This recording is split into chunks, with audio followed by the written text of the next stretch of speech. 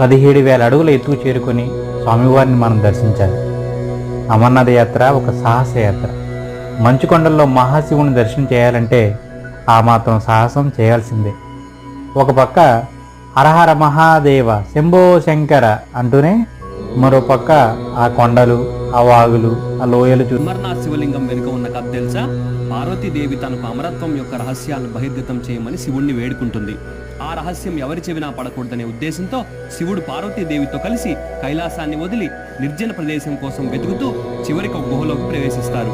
అక్కడ ఎవరూ లేని ధృవీకరించిన శివుడు అమరత్వ రహస్యాలను పార్వతీదేవికి వివరిస్తాడు. కానీ అక్కడ ఒక పావురాల జంట నిశ్శబ్దంగా ఈ రహస్యాలను విన్నాయని, అందువల్ల వాటికి అమరత్వం సిద్ధించిందని చెప్తారు. ఆనాటి నుండి పావురాల జంట ఈ గుహలో నివసిస్తున్నాయట. అందుకే అమర్నాథ్ గుహను చేరుకోగానే యాత్రికులు గుహలో పావురాల జంటను దర్శించవచ్చు. ఈ గుహకు పేరు 2 పదాల కలయిక ద్వారా వచ్చింది. అమర్ అంటే మరణ